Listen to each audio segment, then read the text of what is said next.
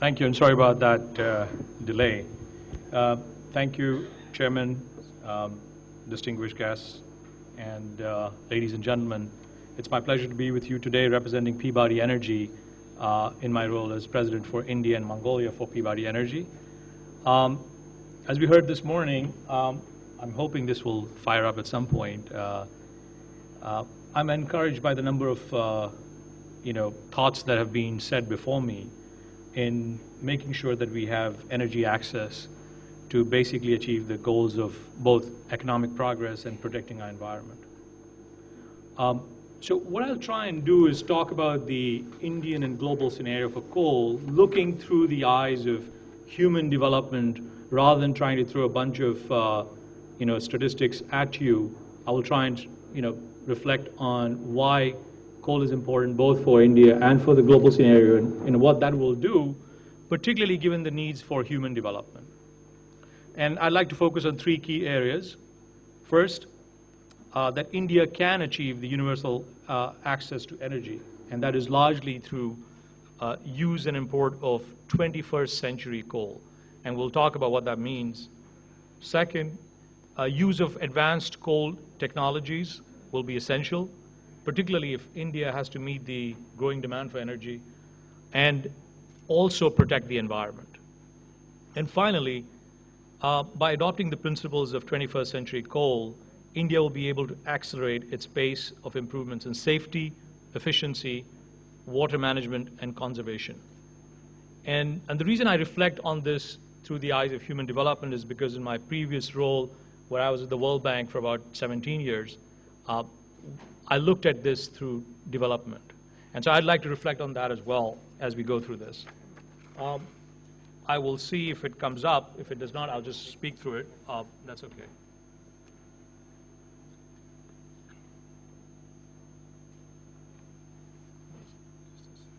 All right, I'll just keep going through.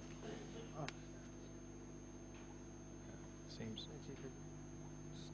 I think it's firing up. I don't know what's going on. So. Let me just say a few words about Peabody Energy.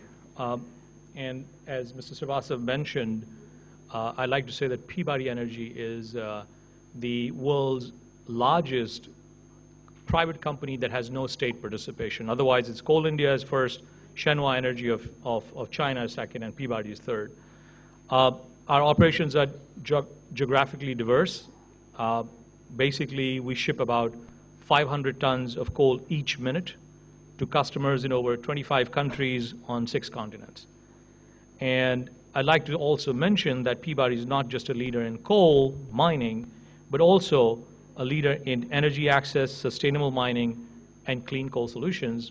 In fact, Peabody Energy is has stakes in a number of power plants that are meant to be supercritical, that sort of are looking at new technologies in reducing emissions.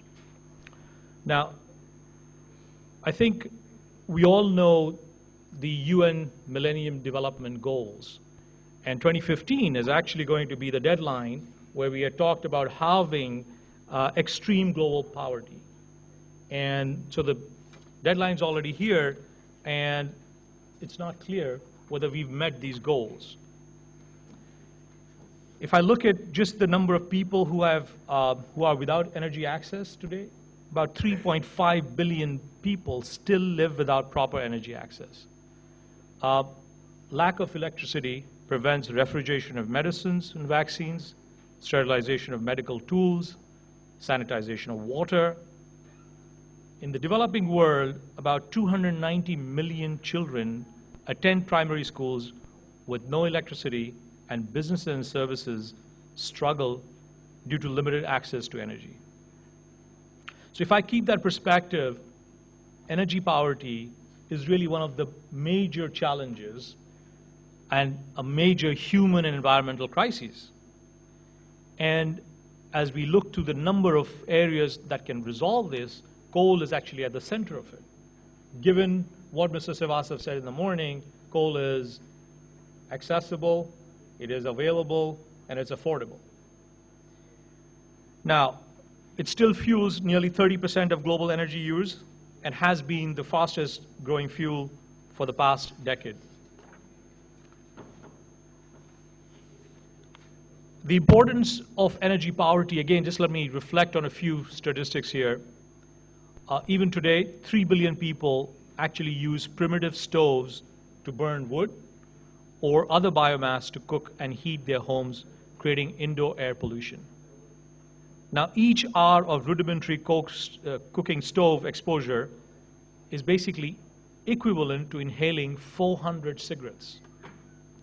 So it's no wonder that nearly 4 million people die each year from respiratory illness due to harmful indoor air pollution, which has been cited as the 4th leading cause of death globally. That's more than double the annual deaths caused by malaria or HIV/AIDS. So the need for increased energy access is undeniable, and it can be used for improving quality of life for millions through greater coal use. Again, I mean, just in terms of numbers out there, from the demand side, globally, nearly 75 million people will move to cities each year. And you can imagine what that does to the demand for steel, for cement, for everything that is conceivable. Now, since 2010, some 350 gigawatts of new coal fuel generation has been added, of which India accounts for 68 gigawatts.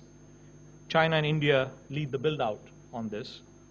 And this is likely to double in the next 5 years, which means 850 million more people will have the same access in the next 5 years. Given this fast pace and the need, what is interesting is that coal has been the fastest growing fuel over the past decade.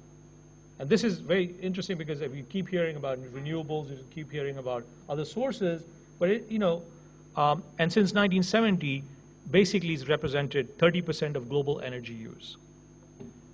And coal will roughly fuel 40% of global electricity generation, and India will be a large part of that growth.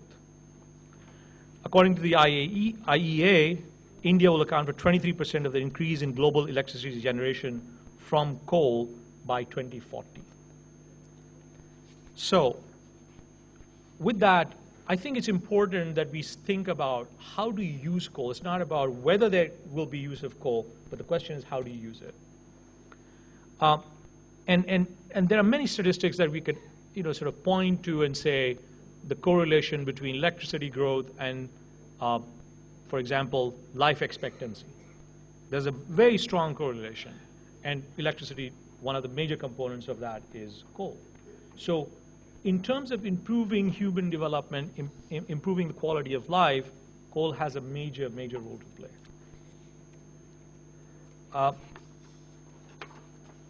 I will now just quickly give you a little bit of a statistic from the US itself, because I think people look at the US and say its own development path. And in fact, the US has proved that today's high efficiency controls at coal-fueled plants can drive major environmental improvements. Since 1970, coal use for electricity has increased more than 170% in the US, as GDP has more than doubled, and key emissions per kilowatt hour have decreased 90%. So there is a pathway, and this is the point that I'd like to make here. And if it can be done in the US, it can be done elsewhere as well. Now, how do you do this? And I think it's important to recognize that advanced energy begins with sustainable mining, and what I'd like to do is to highlight a few key components of sustainable mining as we know in Peabody.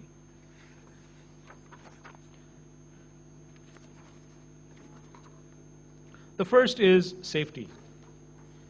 And safety is a core value and way of life at Peabody.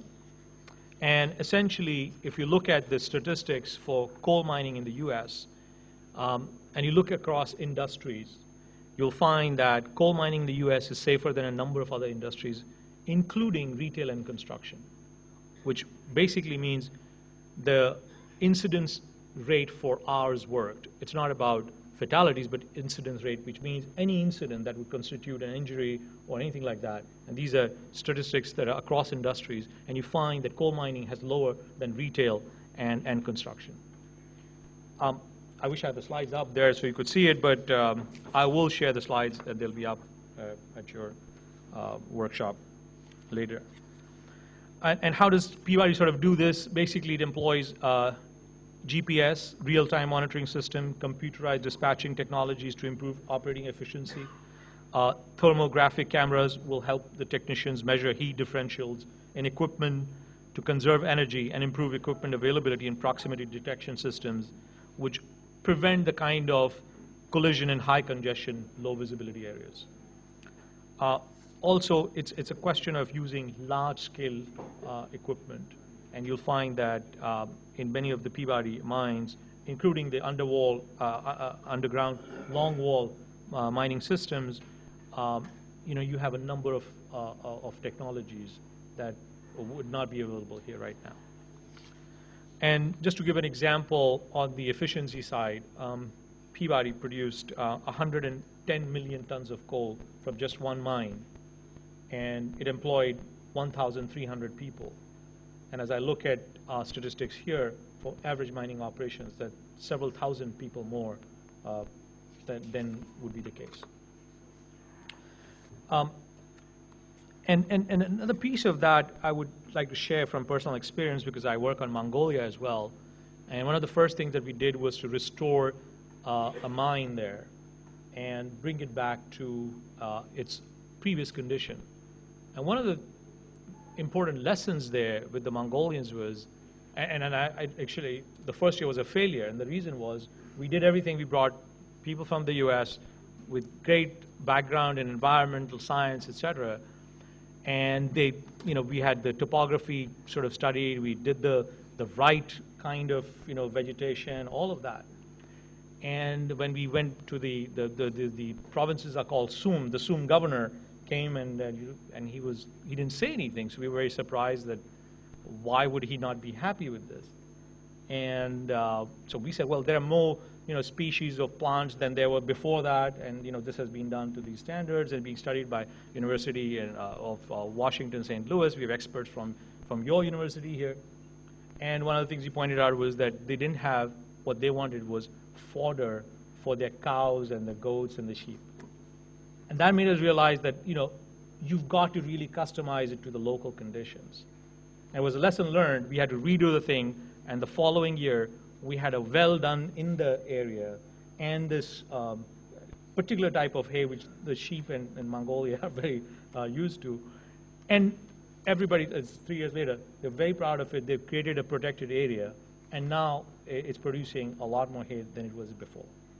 So those are the kinds of things I think that are important that we do not see when we talk about sustainable mining to make sure that it's done the right way.